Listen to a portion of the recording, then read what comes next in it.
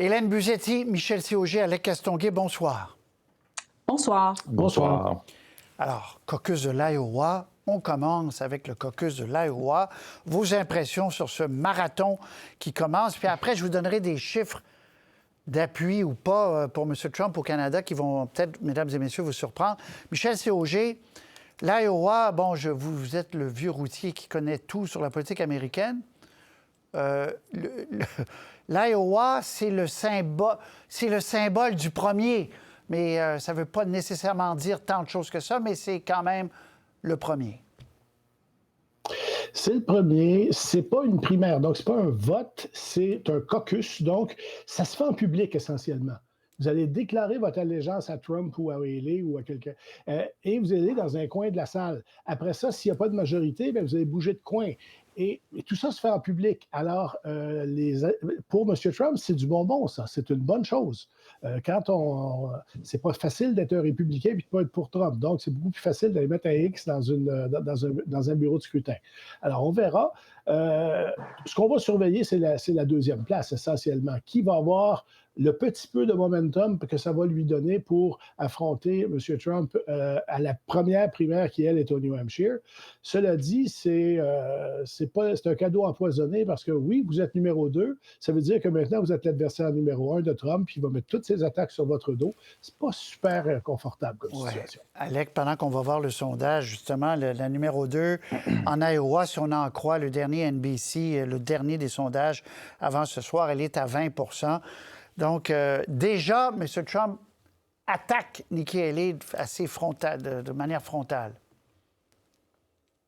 Oui, puis le vote en Iowa étant assez particulier, Michel l'a expliqué avec des caucus, là, une méthode à l'ancienne. En plus, c'est un État très conservateur, peu diversifié sur le plan culturel. Donc, c'est peut-être pas le meilleur État pour être capable de juger de la suite de la course, mais ça reste au moins la première véritable tentative de savoir qui est l'aspirant numéro 2. Je me souviens pas d'une course où on a cherché à ce point à savoir qui est le meilleur deuxième. Mais c'est pas mal ça qu'on cherche, qui est le meilleur deuxième. Parce qu'après ça, bien, il y a d'autres États qui s'en viennent où là, il va y avoir un intérêt un peu plus grand, le New Hampshire, la Caroline, les Virginie, etc. Donc, ce qui va être intéressant, c'est l'écart qu'il va y avoir entre Donald Trump, qu'on sait qu'il va gagner. Par combien? S'il gagne par 40 points, les jeux sont pas mal faits. S'il gagne par 25, peut-être que là, finalement, à la longue, avec les procédures judiciaires, les autres États, pourrait se créer un momentum là, dans les rangs républicains. C'est ça qu'on veut voir. Et Ron DeSantis pourrait avoir une campagne qui se termine ce soir. S'il termine lointain troisième, avec toute l'énergie qu'il a mis en Iowa et il n'est pas très bien placé au New Hampshire, ça pourrait être pas mal la fin des haricots déjà pour lui. Alors, il y a quand même un intérêt dans la course après Trump. Qui va finir meilleur deuxième et quel va être l'écart là, avec Donald Trump qu'on sait qu'il va gagner en réalité. Et Trump, on le sentait, Hélène, depuis quelques jours, il dit aux gens, allez-y, là. Oui, il fait froid, oui, il y a une tempête, mais allez-y. il ne veut pas laisser passer une chance non plus. En même temps, il n'a pas nécessairement fait tout le tour comme certains autres l'ont fait. Écoutez, moi, contrairement à Michel, je ne suis pas une spécialiste de politique américaine. Je suis content que vous me disiez ça. Il faut admettre les limites de notre savoir. mais effectivement, c'est une course pour la deuxième place et comme Alec le mentionne, ça dépendra beaucoup de l'écart entre M. Trump et la seconde place. Mais je me demande s'il n'y aura pas une espèce d'appel au devoir, au sens du devoir et peut-être que le troisième candidat, celui qui arrivera ou celle qui arrivera en troisième place ne devrait pas rapidement peut-être mettre fin à sa campagne pour peut-être donner une chance à cette personne qui sera en deuxième place d'avoir une chance de l'emporter contre M. Trump, parce que c'est pas tout le monde quand même qui désire la candidature de M. Trump au Parti républicain, évidemment. En tout cas, il faut qu'il se réconcilie, parce que le débat à CNN entre Nikki Haley et Ron DeSantis, j'ai rarement vu un débat aussi acrimonieux. DeSantis qui envoyait vraiment des méchancetés et des drôles de phrases. Bon, mais ce qui est intéressant aujourd'hui, là, je vais vous montrer le sondage le plus intéressant de la journée. Parce qu'on dit, Trump, c'est aux États-Unis, qu'est-ce qu'ils ont, ces Américains? Pourquoi la classe moyenne, blanche essentiellement, ici en colère? Et qu'est-ce qu'ils voient en Trump? Bien, regardez ces chiffres-là. Au Canada, bon, dans l'ensemble du Canada, oui, 67 des Canadiens favoriseraient, éliraient, choisiraient M. Biden. On le voit en haut. 67, 33.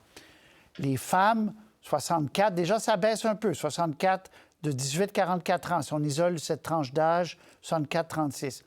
Les hommes de 18 à 44 ans, regardez, 52 pour M. Biden, 48 pour M. Trump. La moitié des hommes de 18 à 44 ans dans tout le Canada voteraient Trump. Michel C., ça vous a étonné, ce chiffre-là? Faites le même exercice, vous verrez que M. Poilievre aura probablement à peu près les mêmes chiffres. Il y a une génération d'hommes blancs en colère. Aux États-Unis, on les appelle comme ça. Au Canada, on dirait autre chose. Mais quand même, il y a une colère chez les hommes actuellement qui est perceptible, qu'on voit dans beaucoup de sondages. Alors, c'est pas très différent. Alors, demandez-vous pas pourquoi M. Poilievre va bien quand on voit des chiffres comme ça. Hélène, qu'est-ce que ça vous dit, cet appui-là à Donald Trump? Appui anti-élitiste, appui en disant on veut que les choses bougent? Oui, c'est pas étonnant, effectivement, ces hommes blancs en colère. Mais par contre, ce qu'il faut quand même garder à l'esprit, c'est qu'en ce moment, les appuis de M. Poilievre sont beaucoup plus larges que ça. Et c'est ça qui devient intéressant dans la dynamique partisane au Canada. On se pose la question, qu'est-ce que l'élection d'un M. Trump pourrait avoir comme impact au Canada? Il s'en trouve plusieurs, certainement du côté libéral en tout cas, pour penser que l'élection de M. Trump pourrait avoir un effet refroidissant sur les appuis de M. Poilievre. Oui, ceux qui aiment définitivement M. Poilievre et qui voteraient M. Trump, là, on voit les Albertains aussi sont très forts, bon, les électeurs conservateurs, les jeunes hommes, mais les autres, eux qui voteraient peut-être M. Poilievre, mais qui là seraient inquiets du ton de M. Trump, est-ce que ceux-là pourraient, par une espèce d'effet de balancier ou de contrepoids, dire finalement, on n'élira peut-être pas M. Poilievre. Alors, il y a beaucoup de libéraux qui espèrent d'abord que l'élection canadienne aura lieu en 2025, donc après une éventuelle victoire de M. Trump, et qui espèrent donc que cette éventuelle victoire de M. Trump tempère la montée conservatrice et soit bénéfique pour M. Trudeau et le Parti libéral. Oui.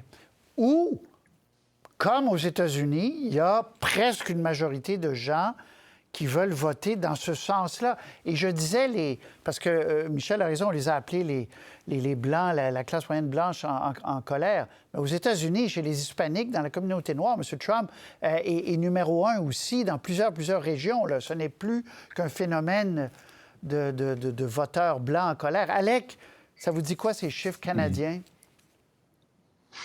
Ben moi, j'ai un avis un peu différent de Michel et Hélène. Moi, ça me surprend quand même d'avoir un tiers des Canadiens qui voteraient pour Donald Trump, parce que lorsqu'il était au pouvoir, on oscillait plus autour de 15 à 20 généralement là, pour Donald Trump. Ou bien les gens ont un peu la mémoire courte et ne se rappellent pas de l'ère Donald Trump à la présidence et des effets surtout que ça peut avoir sur le Canada, même pour la droite, la droite qui généralement veut le libre-échange puis la liberté économique et tout. Donald Trump a fait suer pas mal de monde au Canada avec sa renégociation de l'ALENA. Peut-être qu'on l'a oublié déjà, mais peut-être que ça participe plus généralement d'une colère envers les gouvernements en place tout court. C'est-à-dire que Joe Biden représente ce qu'il y a de plus mauvais aux États-Unis parce que l'inflation est haute, parce que ci, parce que ça. Au Canada, c'est Justin Trudeau. Au Québec, c'est François Legault. Les gouvernements en place souffrent partout dans le monde. C'est comme si on se disait n'importe qui va être meilleur. Bien, peut-être que n'importe qui serait meilleur, peut-être pas non plus, surtout qu'on l'a vu déjà à la présidence avec Donald Trump. Donc, moi, ça m'étonne. Je pensais qu'on serait plus autour d'un 20-22 % là, pour rejoindre ce qu'on voyait quand Trump était au pouvoir. Comme un au Canadien Québec. sur 3 qui ferait... Oui, exactement. Je trouve que les chiffres du Québec, dans ma tête, allaient être plus représentatifs des chiffres canadiens. Il y a vraiment des... Saskatchewan, Alberta, là, qui dopent le 33 % là. On a beaucoup, beaucoup de gens à droite de l'échiquier politique en colère et ça se reflète, je pense, dans leur appréciation de Donald Trump. Là. Mais c'est ça, mais on aime se voir très, très différent. On l'est à plusieurs égards, mais on n'est peut-être pas si différent. C'est un peu ça l'idée de ce sondage. Mais Pierre Poilievre est au Québec, il devait arriver aujourd'hui au Saguenay, je pense, son avion... coudonc, les avions des chefs. M. Trudeau. M. Poilievre n'a pas pu partir au Saguenay. Il devait donner une entrevue à nos collègues, d'ailleurs, cet après-midi. Il sera à Québec ce soir, sauf erreur. Il est en tournée à Québec demain. Mais ça dit quand même, Hélène, quelque chose sur son potentiel de croissance. Bien, il est déjà haut dans les sondages, je vais me dire, mais au Canada, là. Bien sûr, écoutez, tous les sondages depuis, ma foi, 6-8 mois sont au vert pour M. Poilievre partout, dans tous les segments, dans toutes les régions, tous les sexes, tous les groupes d'âge. Écoutez, c'est vraiment juste au Québec où c'est moins intéressant pour le Parti conservateur, mais encore là, M. Poilievre réussit très fréquemment maintenant dans les sondages à passer ce que j'appelle le plafond de verre de 20 %. D'habitude, le Parti conservateur restait toujours en deçà de ce chiffre. Là, on atteint les 21-23 %. Donc, il y a du potentiel de croissance, mais il y a encore aussi beaucoup de travail à faire. Donc, il y a sûrement une corrélation par rapport à Trump là-dessus. Et c'est pas pour rien, donc, qu'il vient faire une tournée. Mais la chimie, le mariage prend pas encore tout à fait. Et c'est fragile, les appuis conservateurs. Et les libéraux misent beaucoup là-dessus, sur le fait que M. Poilievre pourrait, d'ici la prochaine élection, multiplier des gaffes, ou en tout cas des erreurs, et donc que ça pourrait peut-être stopper cet élan encore très timide au Québec, qui est vraiment le territoire gaulois là, qui résiste. Oui, Michel, c'est au Québec, est-ce que, d'après vous, les conservateurs veulent à tout prix dépasser, là, ils sont à 9 députés, vraiment dépasser ça et faire très bonne figure et mettre donc le paquet où ils peuvent gouverner même avec peu de députés du Québec? Je pense qu'ils savent très bien qu'ils peuvent justement gouverner avec peu de députés, puis même s'ils mettent des efforts considérables, ça ne va pas nécessairement changer beaucoup de choses. M. Harper, au moment où il était premier ministre, faisait ça, 9, 10, 11 députés. C'est la base conservatrice. C'est difficile de passer au travers de ça, parce qu'il existe au Québec quelque chose qui n'existe pas ailleurs au Canada, qui est le Bloc québécois, qui va chercher des nationalistes, mais va aussi chercher du vote de protestation, et ça n'existe pas ailleurs. Donc, certains disent que c'est une espèce de parking. Tu peux aller te parquer au Bloc québécois. Tu n'as pas besoin de décider entre les rouges et les bleus. Là. Tu votes bleu pâle, puis c'est correct. Mais si l'électeur se sent bien là, ça, c'est une situation qui n'existe pas ailleurs. D'autre part, c'est le sentiment de « on l'a assez vu, Justin Trudeau, puis il faut qu'il s'en aille » est quand même moins fort au Québec que dans le reste du pays. Je pense que ça, c'est assez évident aussi. Alec. Oui, je ne suis pas très étonné, en fait, que Pierre Poilievre veuille aller au Saguenay-Lac-Saint-Jean. C'est vraiment un terreau fertile pour le Parti conservateur. Après Québec, là, qui est la base depuis que la droite s'est reformée en un seul parti. Après ça, c'est Saguenay-Lac-Saint-Jean. Là, ils ont déjà détenu plusieurs circonscriptions là-bas. Souvenez-vous, Jean-Pierre Blackburn dans Jonquière, Denis Lebel dans Robertval.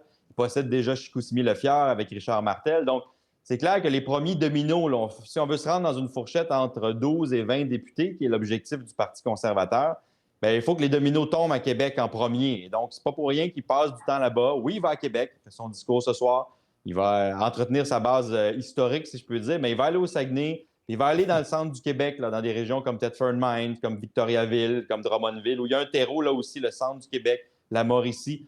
C'est pas les banlieues de Montréal là, qui vont aller conquérir en premier. C'est vraiment ces secteurs-là qui sont toujours les mêmes.